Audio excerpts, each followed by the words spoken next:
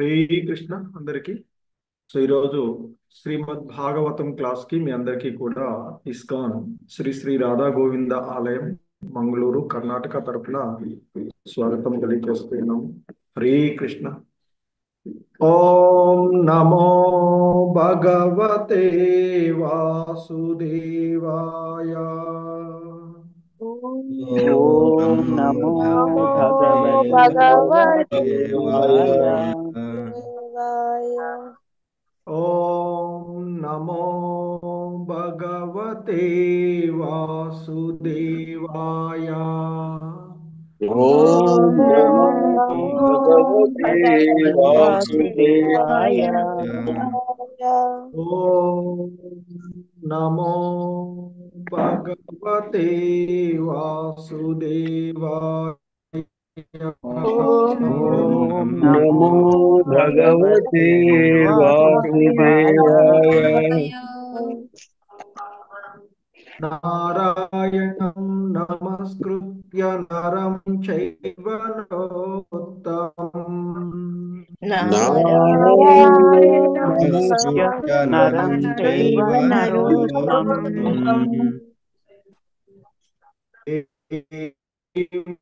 సరస్వతిం వ్యాసం తతో జయముదీరయేత్. దేవీం సరస్వతీం వ్యాసం తతో జయముదీరయేత్. నష్టప్రాయేష్వభద్రేషు నిత్యం భాగవత సేవయా.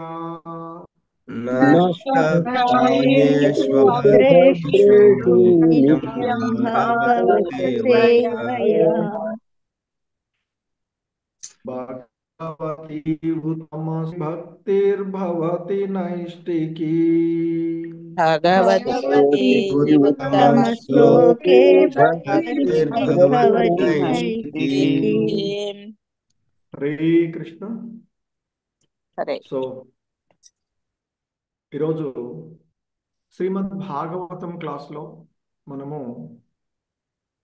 మూడవ స్కందమైనటువంటి యథాస్థితి, అందులో 31వ అధ్యాయము జీవుల యొక్క గతులను గూర్చి ఆ కపిల భగవానుల వారి యొక్క ఉపదేశములు మనం వింటూ ఉన్నటువంటిది.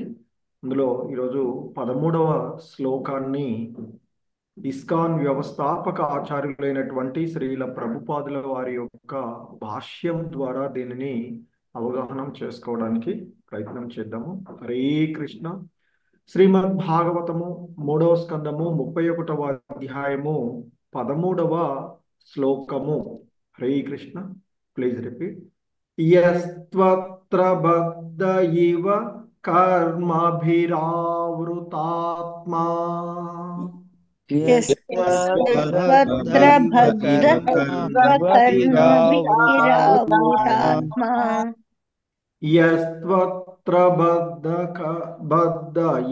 కర్మభిరావృతాత్మా. యస్త్వత్ర బద్ధ ఇవ కర్మభిరావృతాత్మా. యస్త్వత్ర బద్ధ ఇవ కర్మభిరావృతాత్మా. భూతేంద్రియాశయ మయీమవలంబ్య మాయాం. భూతేంద్రియాశయ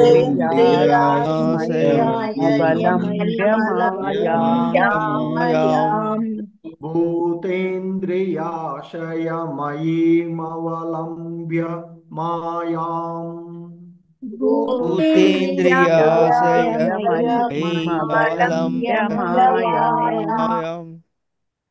భూతేంద్రియాశయ మయీమవలంబ్య మాయాం.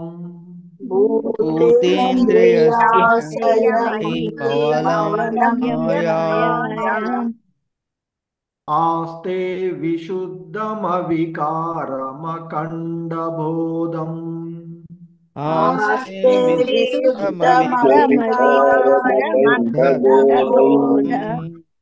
आस्ते विशुद्धमविकारमखण्डबोधम् आस्ते आस्ते विशुद्धमविकारमखण्डबोधम् विशुद्धमविकारमखण्डबोधम् आस्ते विशुद्धमविकारमखण्डबोधम् आस्ते आस्ते विशुद्धमविकारमखण्डबोधम् विशुद्धमविकारमखण्डबोधम् विकारमखण्डबोधम् आतप्यमानहृदये वसितं नमामि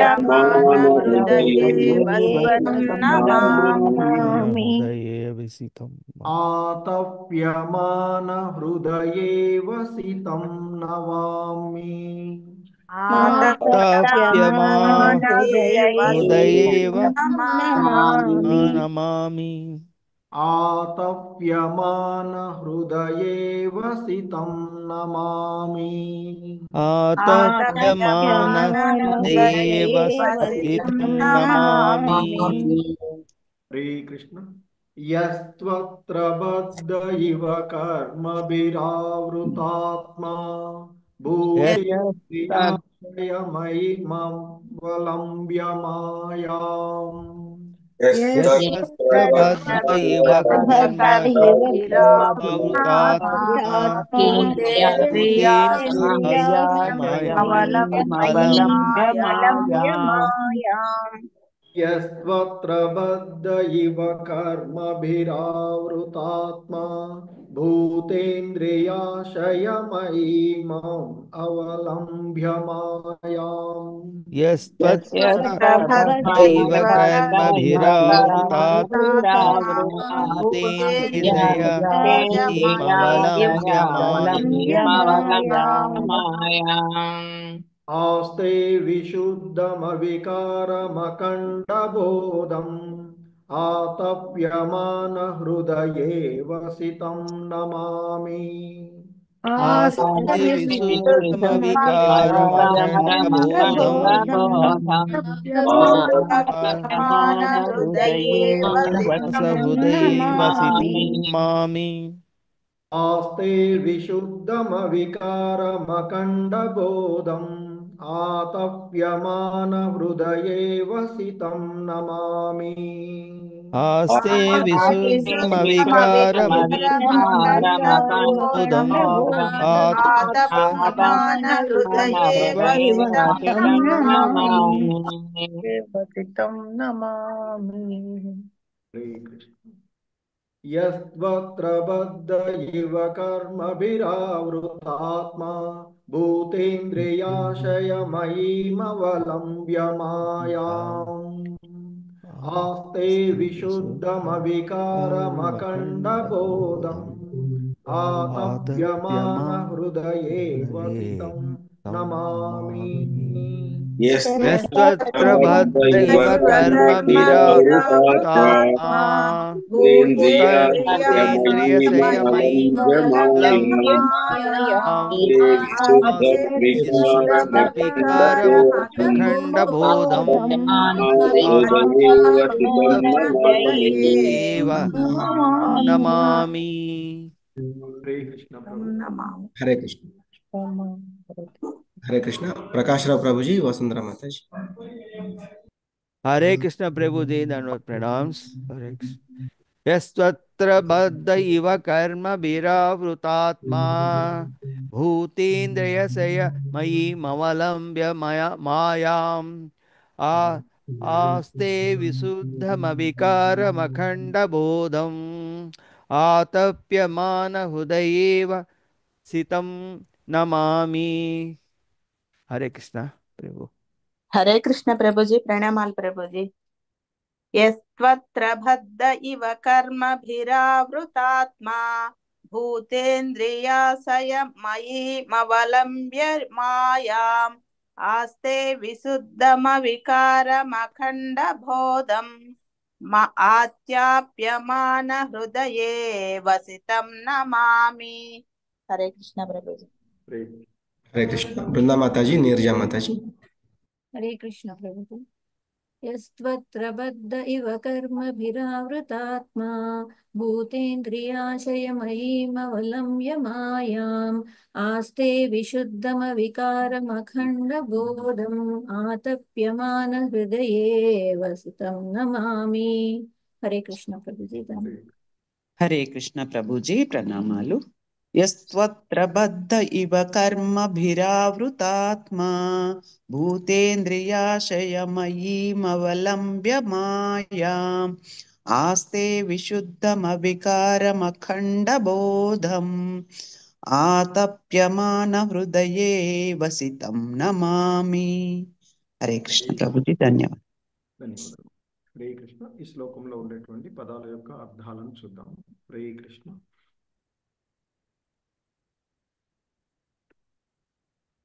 యహ यः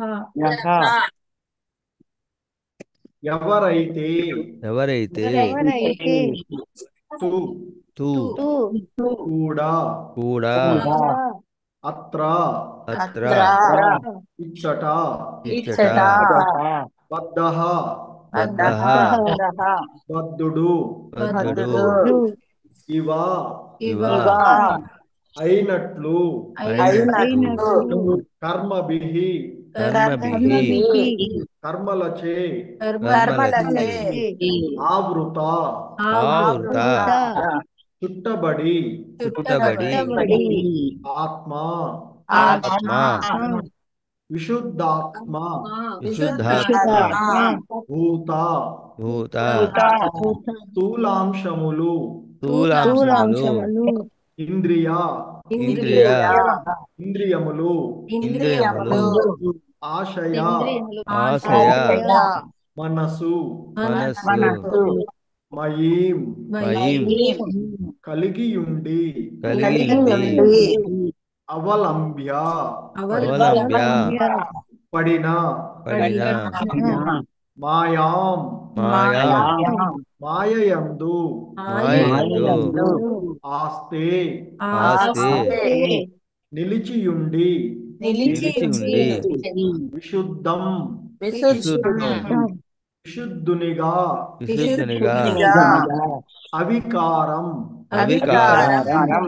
అవికారునిగా అఖండబోధం అపరిమిత జ్ఞానము కలవానిగా ఆతప్యమాన పశ్చాత్తప్త మఘు హృదయే హృదయమున అవసితం నిలిచియుండు నమామి నా వందనములు. కృష్ణ. భావము బై శ్రీల ప్రభుపాదుల వారు.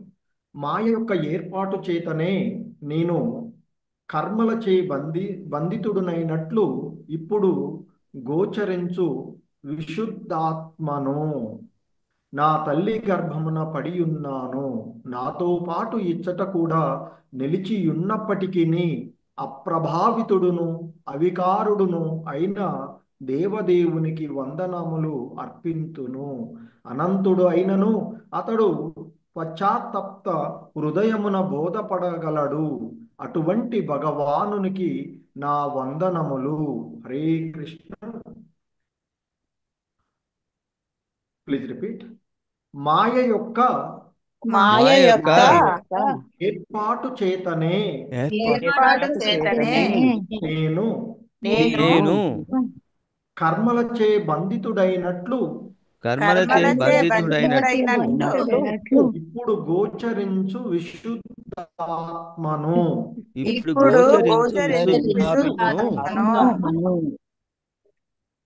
నా తల్లి గర్భమున పడి ఉన్నాను. నాతో పాటు ఇచ్చట కూడా ఇచ్చట ఇచ్చట కూడా కూడా నిలిచి ఉన్నప్పటికీ నిలిచి నిలిచి ఉన్నప్పటికీ ఉన్నప్పటికీ అప్రభావితుడును అప్రభావితుడును అవికారుడును అవికారుడును అయిన దేవదేవునికి అయిన దేవదేవునికి వందనములు అర్పింతును. వందనములు వందనములు అర్పింతును. అనంతుడైనను అనంతుడైనను అతడు అతడు పశ్చాత్తప్త హృదయమున పశ్చాత్తాప హృదయమున బోధపడగలడు. పడగలడు. అటువంటి భగవానునికి అటువంటి భగవానునికి నా వందనములు. నా నా వందనములు. వందనములు. శ్రీకృష్ణ భాష్యం. గడిచిన శ్లోకమున తెలుపబడినట్లు నేను దేవదేవుని ఆశ్రయించదను అని జీవాత్మ పలుకును. అనగా సహజ స్థితి దృష్ట్యా జీవుడు పరమాత్మునికి అంటే దేవదేవునికి సేవకుడే. ఉపనిషత్తుల యందు ధృవపరచబడినట్లు పరమాత్ముడు మరియు జీవాత్మ ఇరువురును ఒకే దేహమందు నిలిచియున్నారు.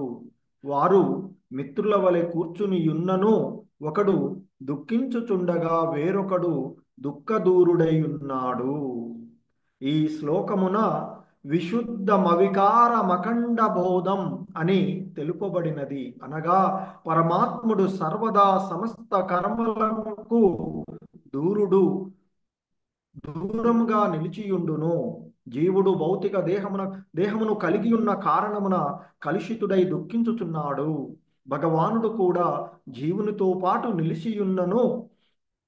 నిలిచియున్నాడు కనుక అతడు భౌతిక దేహమును కలిగి ఉన్నాడనుట దీని భావము కాదు. అతడు అవికారుడు అంటే మార్పు రహితుడు. అతడు సర్వదా సర్వోత్కృష్టుడే. కాని విశుద్ధ హృదయుల కారణమున మాయావాద తత్వవేత్తలు పరమాత్ముడు జీవాత్మకు భిన్నుడని ఎరుగజాలరు. ఇచ్చట ఆతప్యమాన హృదయే వసితం అని చెప్పబడినది. అనగా పరమాత్ముడు ప్రతి జీవి హృదయమునందు విరాజమానుడై ఉన్నాడు. కేవలము పశ్చాత్తప్తుడైన జీవాత్మకే అనుభూతుడు కాగలడు.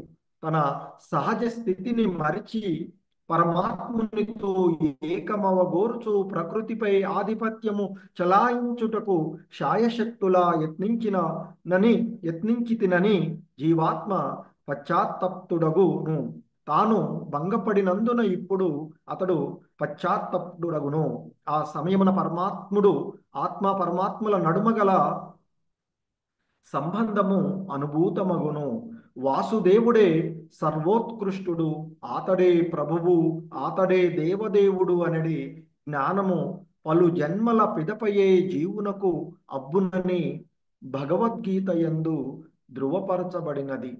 జీవుడు దాసుడు కనుకనే వాసుదేవుని శరణజొచ్చును. ఆ సమయమున అతడు మహాత్ముడు కాగలడు. అనగా తల్లి ఉదరమందే ఇటువంటి అవగాహనకు అరుదించినట్టి భాగ్యవంతుడు జీవునికి మోక్షము నిశ్చితమయ్యుండును. హరే కృష్ణ. జగద్గురు శ్రీల ప్రభుపాద్ కీ జై. సో ఇది శ్రీల ప్రభుపాదుల వారి యొక్క భాష్యము ఈ శ్లోకమునకు ఇవ్వబడినటువంటిది. హరే కృష్ణ. ఓం అజ్ఞానతిమిరాంధస్య జ్ఞానాంజనశలాకయా చక్షుర్మిలితం యేన తస్మై శ్రీగురవే నమః. నమో ఓం విష్ణుపాదాయ కృష్ణప్రేష్ఠాయ భూతలే శ్రీమతే భక్తివేదాంత స్వామినితి నామినే. నమస్తే సారస్వతీ దేవే గౌరవాణి ప్రచారిణే నిర్విశేష శూన్యవాది పాశ్చాత్య దేశ తారిణి. హే కృష్ణ కరుణా సింధో దీనబంధో జగత్పతే గోపేశ గోపికాకాంత రాధాకాంత నమోస్తుతే తప్త కాంచన గౌరాంగీ రాధే వృందావనేశ్వరి వృషభానుసుతే దేవి ప్రణమామి హరిప్రియే వాంఛాకల్పతరుభ్యశ్చ కృపా సింధుభ్య ఏవ చ పతితానాం పావనేభ్యో వైష్ణవేభ్యో నమో నమః. జయ శ్రీ కృష్ణ చైతన్య ప్రభు నిత్యానంద శ్రీ అద్వైత గదాధర శ్రీవాసాది గౌర భక్త బృంద. హరే కృష్ణ కృష్ణ కృష్ణ హరే హరే హరే రామ రామ రామ హరే హరే. హరే కృష్ణ కృష్ణ కృష్ణ హరే హరే హరే రామ రామ రామ హరే హరే. హరే కృష్ణ. సో మనము ఈ శ్రీమద్ భాగవతము 3వ స్కందము 31వ అధ్యాయమైనటువంటి ఆ జీవుని యొక్క గతులను గురించి కపిల భగవానుల వారి యొక్క ఉపదేశాలను మనము వింటూ ఉన్నటువంటిది. మరి ఈ క్రమంలో జీవుడి యొక్క గతిని గురించి, మరి జనన సమయంలో జీవుడి యొక్క పరిస్థితి గురించి, ఆత్మ యొక్క పరిస్థితిని గురించి ఆ కపిల భగవానుల వారు మనకి తెలియచేస్తూ ఉన్నటువంటి విషయాలను మనము ఈ అధ్యాయంలో చూస్తూ ఉన్నటువంటివి. సో దానికి జగద్గురు శ్రీల ప్రభుపాదుల వారి యొక్క భాష్యంతో వీటిని అవగాహన చేసుకోవడానికి ప్రయత్నం చేస్తూ ఉన్నటువంటి ఈ క్రమం.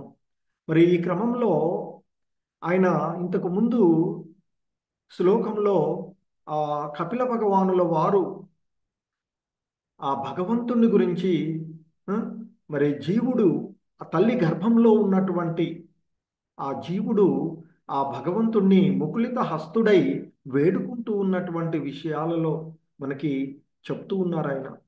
ఎందుకంటే మరి ఆ జీవుడు ఏ విధంగా ఆ పరమాత్మునితో తన గోసు అంటే ముకులిత హస్తుడై తాను పశ్చాత్తాప పడుతూ తన పడినటువంటి తాను చేసినటువంటి కర్మలను గుర్తు తెచ్చుకొని, తాను చేసిన పాప కర్మలను ఆయన గుర్తు చేసుకొని ఆ భగవంతుణ్ణి వేడుకుంటూ ఉన్నటువంటి విషయాలను మనము పూర్వపు శ్లోకంలో చూసాం. మరి తల్లి గర్భంలో ఉన్నటువంటి జీవాత్మ ఈ విధంగా పలుకుతుంది అంటూ ఆ కపిల భగవానుడు తన తల్లి అయినటువంటి దేవహుతితో చెప్తూ ఉన్నటువంటి విషయాలను మైత్రేయ ముని విదురుడితో చెప్తున్నటువంటివిగా మనం చూస్తూ ఉన్నటువంటిది.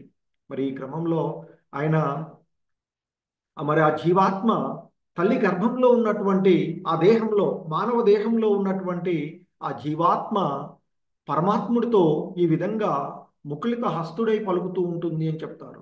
నానా విధములగు నిత్య రూపాలను ధరించి ఈ ధరణిపై చరించుచున్నటువంటి దేవదేవుని పాదపద్మాలను నేను ఆశ్రయింతును, చలచరణార విందము అంటూ ఆయన ఆ జీవుడు మరి ఆ భగవంతుణ్ణి వేడుకుంటూ ఉన్నటువంటి. ఎందుకంటే ఆ దేవాది దేవుడైనటువంటి శ్రీకృష్ణ భగవానుడు అనేకమైనటువంటి అవతారాలను తీసుకునేటువంటి వాడు. మరి ఆ విధంగా అనేకమైనటువంటి నానా విధములకు నిత్యమైనటువంటి శాశ్వత రూపాలు ఆయన యొక్క ధామం నుండి ఆయన నిత్య రూపంతోనే వచ్చేటువంటి వాడు. ఆయన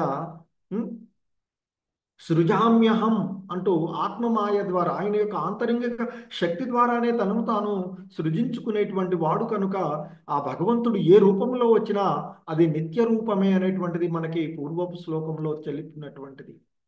మరి ఆ ఇంకా ఆ ఆత్మ ముకులిత హస్తుడై ఆ పరమాత్ముణ్ణి, ఆ దేవదేవుణ్ణి ఇంకా ఈ విధంగా ఆయన ప్రార్థిస్తూ ఉంటాడు. సమస్త భయము నుండి నాకు ఉపశమనమును కలిగించగలిగిన వాడు. మరి జీవునికి ఈ బాధల భవబంధనాల నుండి ముక్తిని కలిగించగలిగేటువంటి వాడు ఆ ఏకైక దేవుడు, దేవదేవుడు మాత్రమే. పూర్ణ పురుషోత్తముడైన శ్రీకృష్ణ భగవానుడు మాత్రమే చేయగలిగేటువంటిది. ఇతర అన్య దేవతలకు ఎవరకు కూడా సాధ్యం కానటువంటిది అది. సమస్త భయము నుండి నాకు ఉపశమనమును కలిగించగలవాడు, నా పాపకర్మలకు తగినట్లుగానే నాకు ఈ స్థితిని కలగజేసినటువంటి వాడు అయినటువంటి ఆ దేవదేవుడిని నేను శరణు వేడుతూ ఉన్నాను. అంటే ఇక్కడ ఆ దేవదేవుడు అనేటువంటి శ్రీకృష్ణుణ్ణి చెప్తుంది అంటూ శ్రీల ప్రభుపాదుల వారు మనకి తెలియచేసిన విషయాన్ని మనము అక్కడ చూసినటువంటిది.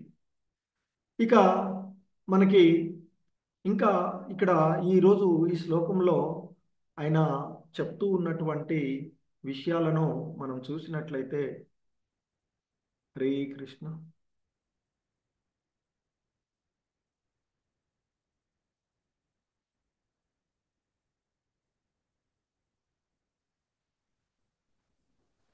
సో ఈరోజు ఈ 13వ శ్లోకము ఇంకా కపిల భగవానుల వారు ఈ విధంగా తన తల్లి అయినటువంటి దేవహూతితో చెప్తూ ఉన్న విషయాన్ని వివరిస్తూ ఉన్నారు.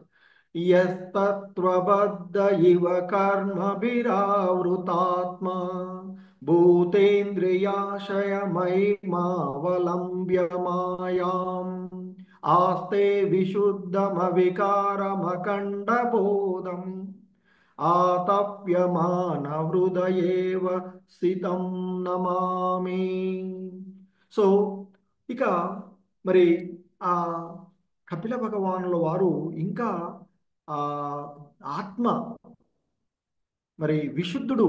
అంతకుముందు భగవద్గీతలో కూడా చెప్తారు, మమైవాంశ అంటూ ఈ జీవులన్నీ కూడా మమైవాంశ జీవభూతే అంటూ చెప్పబడినటువంటి ఈ జీవులన్నీ కూడా నా యొక్క అంశలే, నా యొక్క భిన్న అంశలు.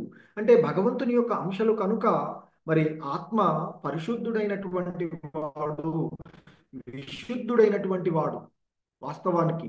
కానీ ఎప్పుడైతే ఈ భౌతిక జగత్తులోకి వస్తూ ఉన్నాడో ఈ మాయా బంధనాల చేత సాంగత్వం చేత అతడు మరి ఇక వికారుడై మార్పు చెంది అతడు ఈ భవబంధనాలలో చిక్కుకుని పోతూ ఉన్నాడు, ఈ మాయా బంధనాలలో చిక్కుకుంటున్నాడు, ఈ ప్రకృతి త్రిగుణ బంధనాలలో చిక్కుకొని పోతూ ఉన్నారు.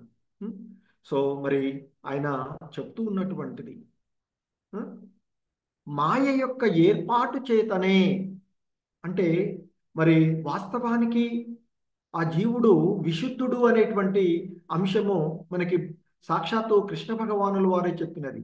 అదే విషయం కూడా ఇక్కడ చెప్పబడుతూ ఉన్నటువంటిది.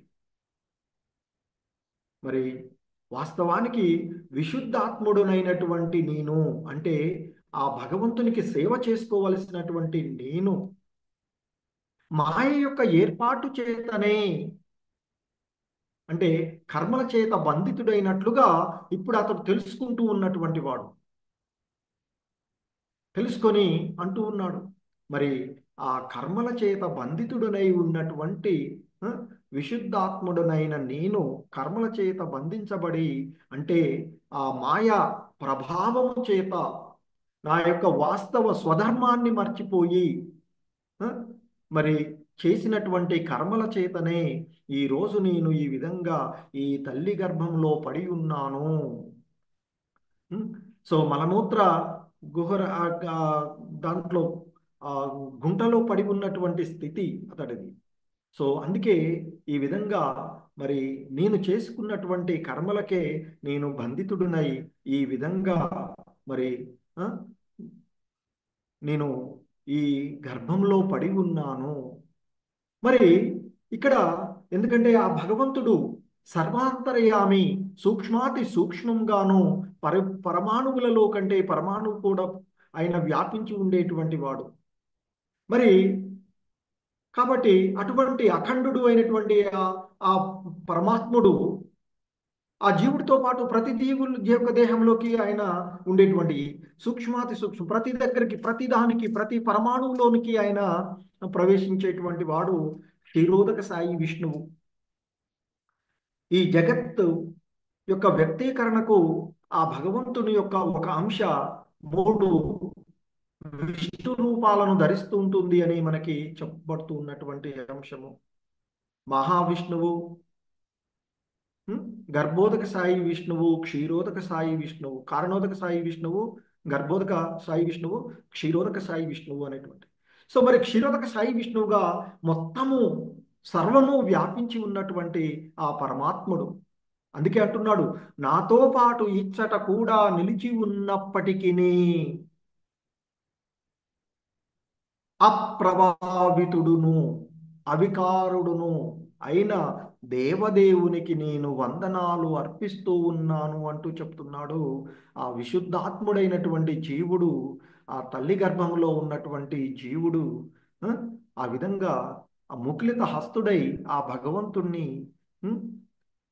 పశ్చాత్తాప్త ఆ హృదయంతో అతడు ఆ భగవంతుణ్ణి వేడుకుంటూ ఉన్నటువంటి విషయాన్ని ఇక్కడ మనం చూస్తూ ఉన్నటువంటిది. అప్రభావితుడు, నాతో పాటు ఇక్కడ ఉన్నప్పటికీ కూడా దేని చేత కూడా ప్రభావితుడు కాడు. అదే చెప్తారు భగవద్గీతలో, ఈ త్రిగుణాలు నా చేత సృష్టించబడి ఉన్నవి, నా ఆధీనంలో అవి పనిచేస్తూ ఉన్నాయి, కానీ నేను వాటి ఆధీనంలో లేను అంటూ శ్రీకృష్ణ భగవానుడు మరి అర్జునుడి ద్వారా మనకు తెలియచేసినటువంటి విషయాలు. సో అదే విషయం కూడా ఇక్కడ చెప్పబడుతూ ఉన్నటువంటిది. అప్రభావితుడు, అక్కడ ఉన్నప్పటికీ కూడా తల్లి గర్భంలో ప్రతి జీవి యొక్క హృదయంలో ఉన్నప్పటికీ కూడా అతడు వాటి చేత ప్రభావితుడు కానటువంటి వాడు, సాక్షిభూతుడుగా ఉండేటువంటి వాడు, అవికారుడు, ఎటువంటి మార్పు లేనటువంటి వాడు. మనం ఈశోపనిషత్తులు చదువు పూర్ణమిదం అంటూ. సో మరి ఆ పూర్ణంలో నుంచి మనకి, అందుకే సున్నాని మనకి భారతదేశంలో ఇది పూర్ణ సంఖ్యగా చెప్తూ ఉంటుంటారు. సో దాన్ని తీసేస్తే మళ్ళీ అదే వస్తుంది. కాబట్టి సున్నా మనకి పూర్ణం, అది దానిలో దేంతో ఏది చేసినా జీరో, అది మనకి పరిపూర్ణమైనటువంటి సంఖ్యగా ఉండేటువంటి. సో మరి నాతో పాటు ఇచ్చట కూడా నిలిచి ఉన్నప్పటికీ అప్రభావితుడు అవికారుడును అయిన ఆ దేవదేవునికి నేను వందనాలు అర్పిస్తూ ఉన్నాను. అనంతుడైనను, ఆయన అనంతంగా వ్యాపించి ఉండేటువంటి వాడు. అందుకే బహు దూరంగా ఉంటాడు, బహు దగ్గరగా ఉంటాడు అంటూ చెప్తారు భగవద్గీత యందు. మనకి మనం ఉన్నాడు అని అనుకుంటే మన దగ్గరగానే ఉండేటువంటి వాడు ఆ భగవంతుడు. మనం ఆయన గురించి పట్టించుకోకపోతే ఎంతో దూరంలో ఉండేటువంటి వాడు. మరి అటువంటి అనంతంగా ఉండేటువంటి ఆయన ఆ భగవానుడు, దేవదేవుడు, ఆ పూర్ణ పురుషోత్తముడైనటువంటి శ్రీకృష్ణ భగవానుడు పశ్చాత్తప్త హృదయమున మాత్రమే బోధపడగలడు. మన తప్పులను మనం తెలుసుకున్నప్పుడు, అందుకే మనకి శరణాగతి అంటూ, శరణాగతికి కావలసినటువంటి ఇది కూడా చెప్తారు. మన యొక్క లోటుపాట్లను మనము అంగీకరించేటువంటి ధైర్యము, వినయం ఉండాలి అని చెప్తారు. మనలో ఉండేటువంటి లోపాలను మనము ఒప్పుకోగలిగేటువంటి ధైర్యం ఉన్నప్పుడు వాడే ఆ భగవంతునికి శరణాగతి చేయగలడు అని చెప్తారు. సో కాబట్టి తాను చేసిన తప్పులు తాను తెలుసుకుని పశ్చాత్తాప హృదయంలో ఉన్నటువంటి వాడికి ఆ భగవంతుడు బోధపడగలడు అని చెప్తూ ఉన్నారు. మరి అలా అనంతంగా ఉన్నప్పటికీ కూడా ఎంతో సులభంగా, అతి కష్టము అతి సులభము అని చెప్తారు భక్తి. ఆ భగవంతుడు మనకి లభించడం అనేటువంటిది అతి కష్టము అతి సులభము. అతి కష్టం అంటారు, అతి సులభం అంటారు. ఏంటంటే దానికి ఎన్నో ఉదాహరణలు మనం చూస్తాం. మరి అనంతుడు అయినటువంటి ఆ భగవానుడు పశ్చాత్తప్త హృదయమున ఉన్నటువంటి వాడికి, అంటే భక్తి భావనలో నిమగ్నమైనటువంటి వాడికి అతడు బోధపడగలడు. అటువంటి భగవానునికి నా వందనములు అంటూ ఆ జీవుడు, శుద్ధాత్ముడైనటువంటి ఆ జీవుడు ఆ భగవంతుణ్ణి ముకులిత హస్తుడై ఆ భగవంతుణ్ణి వేడుకుంటూ ఉన్నటువంటి అంశము కపిల భగవానుల వారు తెలియచేసినటువంటిది ఇక్కడ మనం చూసినటువంటిది. ఇక శ్రీల ప్రభుపాదుల వారి యొక్క వివరణం చూసినట్లయితే భాష్యం ఆయన ఈ విధంగా చెప్తున్నారు.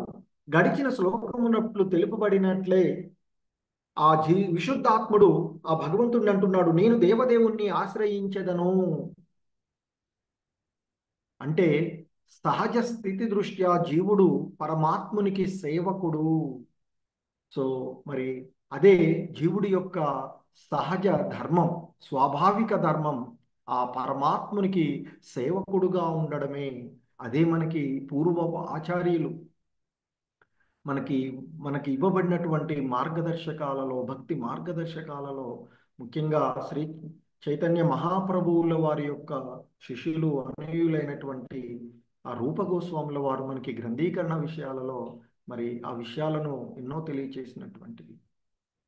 సో మరి సహజం, జీవుడి యొక్క సహజ స్థితి ఏమిటి అంటే ఆ పరమాత్ముని యొక్క సేవకుడు. అలాగే మనకు ఉపనిషత్తులలో చెప్పబడుతూ ఉన్నట్లుగా మరి ఆ పరమాత్ముడు జీవాత్ముడు ఇరువురు కూడా ఒకే దేహమందు నిలిచి ఉంటారు. వారిద్దరూ కూడా మిత్రుల వలె కూర్చుని ఉన్నను, ఒకడు దుఃఖించుచుండగా వేరొకడు దుఃఖదూరుడై ఉన్నాడు. ఎందుకంటే అవికారుడు మరి ఎటువంటి మార్పు చెందనటువంటి వాడైనటువంటి ఆ భగవానుడు అక్కడ ఉన్నప్పటికీ కూడా తాను ఈ వీటన్నింటి నుండి కూడా దూరంగా ఉండేటువంటి వాడు, ఎటువంటి వాటి చేత ప్రభావితుడు కానటువంటి వాడు కనుక దుఃఖదూరుడై ఉంటాడు. మనం ఈ విషయాన్ని భగవద్గీత చదివితే అర్థమవుతూ ఉన్నటువంటి విషయం. మరి సాధారణంగా అర్జునుడు శ్రీకృష్ణుడు ఇద్దరు కూడా మిత్రులు సాధారణ మానవుల వలె కనిపిస్తూ ఉంటుంటారు మనకి. ఎందుకంటే ఆ భగవానుడు శ్రీకృష్ణ రూపం అవతారం తీసుకున్నప్పుడు సాధారణ మానవుడు వలె గోచరిస్తూ ఉంటాడు, కానీ ఆయన పూర్ణ పురుషోత్తముడు అయినటువంటి భగవంతుడే. సో అందుకే మరి ఆయన చూస్తే ఆయనకి ఎన్నో విషయాలు ఎన్నో ఉంటాయి, ఎక్కడా కూడా ఆయన బాధపడినట్టు ఏమీ చేసినట్లు ఉండదు. ఎందుకంటే శ్రీకృష్ణుడు ఆయన జన్మనే చెరసాలలో ఉండేటువంటిది. ఆ తర్వాత తల్లి నుండి దూరంగా వెళ్ళి ఎక్కడో గోకులంలో పశువులతో మేపుకుంటూ బతుకుతూ ఉండేటువంటి విషయాల్లో ఉన్నటువంటి కనిపిస్తూ ఉంటుంది బయటకు మాత్రం. కానీ ఆయన ఎప్పటికీ కూడా ఈ అన్నిటికీ దుఃఖదూరుడై భౌతిక బంధనాలన్నింటికీ కూడా దూరుడుగా ఉన్నటువంటి వాడే. కానీ అర్జునుడు రాజ్య కుటుంబంలో రాజప్రావారంలో సరే తన తండ్రి పైన ధృతరాష్ట్రుడు యొక్క రాజమందిరంలోనే తాత్కాలిక రాజుగా ఉన్న అక్కడే పెరుగుతూ ఉంటుంటాడు. చివరికి యుద్ధం చేయవలసినటువంటి సమయంలో అతడు మళ్ళీ మోహానికి గురి అయ్యి నేను యుద్ధం చేయలేనయ్యా అంటూ దుఃఖిస్తూ కూర్చున్నటువంటి విషయాన్ని మనం చూస్తూ ఉంటుంటాం. కాబట్టి మరి అదే దేహంలో ఉన్నటువంటి ఆత్మ పరమాత్ములలో ఇద్దరు పక్కపక్కనే ఉండే మిత్రులాగా కనిపిస్తూ ఉన్నప్పటికీ కూడా ఎవరైతే ఈ భౌతిక బంధనాలలో చిక్కుకొని పోతూ ఉండేటువంటి ఆత్మ, ఎందుకంటే గుణరీత్యా ఆత్మ భగవంతునితో సమానం కావచ్చు, పరిమాణాత్మకంగా ఆ భగవంతుడికి భిన్నమైనటువంటిది ఆత్మ. అదే విషయాన్ని ఇక్కడ మనకు చెప్తూ ఉన్నటువంటిది శ్రీల ప్రభుపాదుల వారు.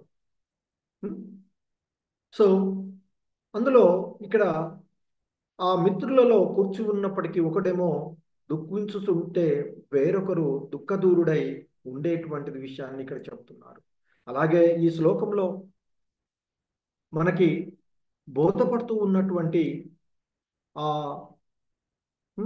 శ్లోకంలో విశుద్ధం అవికారం అఖండ బోధం అని తెలుపబడినటువంటి విషయాన్ని ఇక్కడ మనకి గుర్తు చేస్తూ ఉన్నటువంటిది. అంటే ఆ పరమాత్ముడు సర్వదా సమస్త కర్మఫలాలకు దూరంగా నిలిచి ఉండేటువంటి వాడు అనేటువంటి విషయాన్ని గుర్తు చేస్తూ ఉన్నారు. మరి జీవుడు భౌతిక దేహమును కలిగి ఉన్న కారణంగా కలుషితుడై దుఃఖించుచున్నాడు.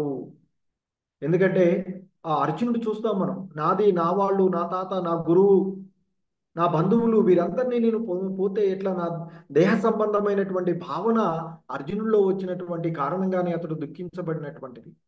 అందుకే గురువు అయినటువంటి కృష్ణ భగవానుడు ఈ దేహం కాదురా, నువ్వు ఆత్మవు, శాశ్వతమైనటువంటివి, నీ బంధువులైనా, నీ తాతైనా, నీ గురువైనా అందరూ కూడా శాశ్వతమైనటువంటి ఆత్మ అంటూ ఆత్మతత్వాన్ని బోధించినటువంటి విషయాన్ని చూస్తాం మనం భగవద్గీత ఎందు. భగవానుడు కూడా జీవునితో పాటుగా నిలిచి ఉన్నాడు కనుక అతడు భౌతిక దేహమును కలిగి ఉన్నాడు అనుట దీని భావము కాదు. ఒకే దేహంలో ఆ ఆత్మ పరమాత్మలు ఉన్నప్పటికీ కూడా మరి ఆ పరమాత్మ కూడా ఈ దేహంలో ఉన్నాడు కదా, మరి అతడు కూడా ఈ భౌతిక దేహాన్ని పొందినట్లే కదా అని భావించరాదు, అని పొరపడరాదు అంటూ మనకి జాగృతి చేస్తూ ఉన్నారు శ్రీల ప్రభుపాదుల వారు. కానీ మాయావాదులు మాత్రం, ఎందుకంటే ఆ భగవంతుడు అవికారుడు, మార్పు రహితుడు కనుక అతడు ఎప్పటికీ కూడా సర్వోత్కృష్టుడే. అతడు సాధారణ కృష్ణులాగా, సాధారణ మానవులాగా కనిపించిన, ఇంకేదైనా అవతారం తీసుకున్నా, మత్స్య అవతారం తీసుకున్నా, కూర్మ అవతారం తీసుకున్నా, నరసింహ అవతారం తీసుకున్నా, అతడు సర్వోత్కృష్టుడే అనేటువంటి విషయాన్ని గుర్తు పెట్టుకోవాల్సిందే. ఎందుకంటే సూకర అవతార అంటే తీసుకుంటే జన్మ మానవుడు తీసుకున్నప్పుడు ఎంతో బంధనాల్లో ఉంటాడు, నీచ జన్మ అని అంటుంటాం. కానీ భగవంతుడికి ఆ దేహ సంబంధంతో సంబంధం లేదు కనుక అది సర్వోత్కృష్టమైనదేగా చెప్పాల్సినటువంటిది. సో కానీ విశుద్ధ హృదయులు కానిటువంటి వారు, మాయావాదులు ఎవరైతే ఉన్నారో మరి వారు, ఆ నిరాకారవాదులు, మాయావాదులు ఎవరైతే ఉన్నారో వారి హృదయం విశుద్ధము కాని కారణంగా మరి తత్వవేత్తలు పరమాత్ముడు జీవాత్మకు భిన్నుడని వారు ఎరుగజాలకున్నారు అనేటువంటి విషయాన్ని చెప్తున్నారు. ఎందుకంటే ఆత్మ పరమాత్మ ఒకటే అయిపోతుంది అని వారు భావించేటువంటి వారు మాయావాదులు చెప్తూ ఉంటుంటారు. కానీ అవి రెండు అంటే ఇద్దరు కూడా వేరు అనేటువంటి విషయాన్ని తెలుసుకోకపోవడానికి వారి యొక్క హృదయం పరిశుద్ధం కాకపోవడమే, హృదయ మాలిన్యం వలననే. ఎలాగైతే అద్దం పైన మలినం ఉంటే మన యొక్క మన బింబాన్ని అది దర్పించలేనటువంటిది, ప్రతిబింబం మనది కనిపించనటువంటిది మురికి ఉంటే, ఆ మురికిని తొలగించుకున్నప్పుడే మనకి అది సాధ్యమయ్యేటువంటిది. యథార్థమైనటువంటి మన దృష్టి, మన యొక్క ప్రతిబింబాన్ని మనకు దర్శింప చేయగలిగేటువంటి అద్దం. మరి అద్దం పైన మురికి పెట్టుకొని నాకు కనిపించట్లేదు అంటే ఎలా కనిపిస్తూ ఉంటుంది? సో కాబట్టి ఆ హృదయ మాలిన్యాన్ని తొలగించుకోవడానికి మనకు ఉన్నటువంటి ఏకైక మార్గము ఈ కలియుగంలో హరినామ సంకీర్తనము. అదే హరే కృష్ణ కృష్ణ కృష్ణ హరే హరే, హరే రామ రామ రామ హరే హరే అంటూ ఆ భగవన్నామ స్మరణం చేస్తూ మనము ఆ భగవంతుణ్ణి నిరంతరము వేడుకుంటే ఉండేటువంటిది. సో మరి ఇంకా చెప్తున్నారు, అతడు సర్వదా సర్వోత్కృష్టుడే, కానీ విశుద్ధ హృదయులు కాని వారు మాత్రమే ఇక్కడ ఆ విధంగా భావిస్తారు అని. అలాగే ఇక్కడ మరొక పదాన్ని ఆయన గుర్తు చేస్తున్నారు శ్రీల ప్రభుపాదుల వారు.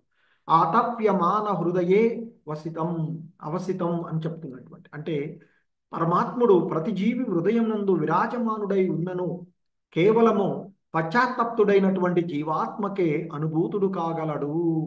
మరి అందరి హృదయాలలో అందరిలోనూ ఉన్నాడు అంటున్నారే, మరి అటువంటప్పుడు అందరూ సమానమే కదా, అందరికీ ఒకే విధంగా ఉండాలి కదా అంటే మరి అందరిలో పశ్చాత్తాపం లేనటువంటి వారికి ఆయన అనుభూతుడు కాడు అని చెప్తారు. సో అందుకే ఆయన భగవద్గీతలో కూడా నేనెవరికి కూడా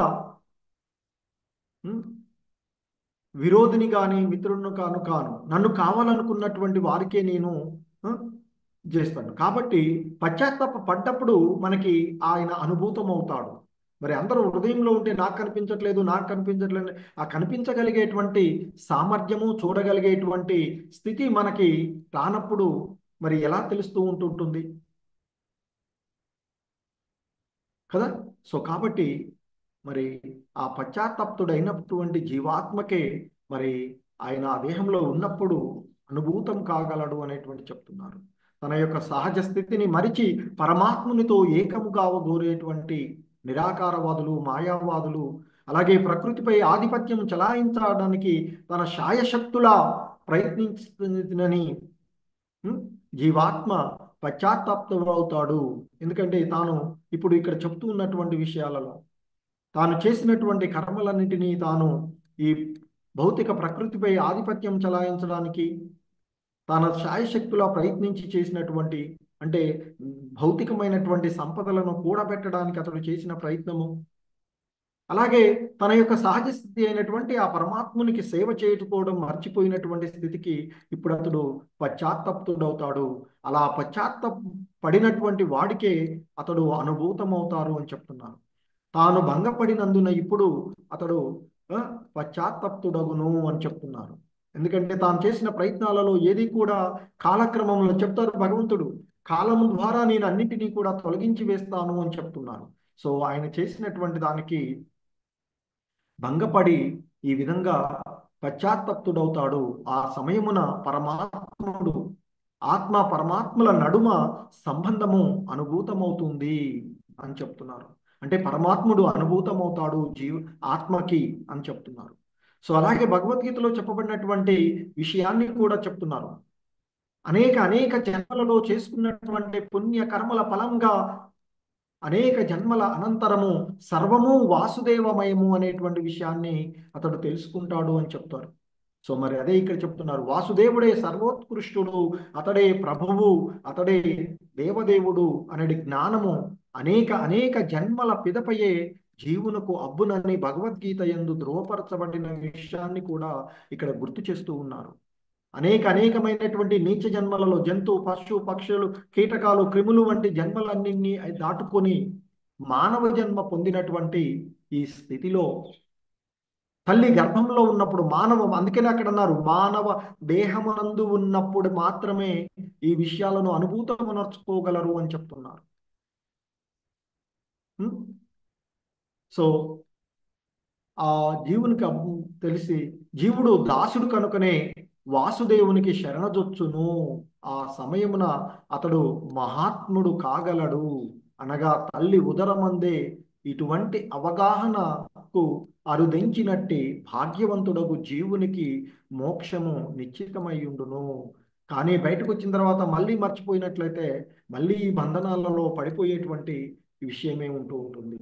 హరే కృష్ణ. జగద్గురు శ్రీల ప్రభుపాద్కి జై. సో ఇది ఈరోజు ఈ అంశాలు మనం చూసినటువంటిది. హరే కృష్ణ.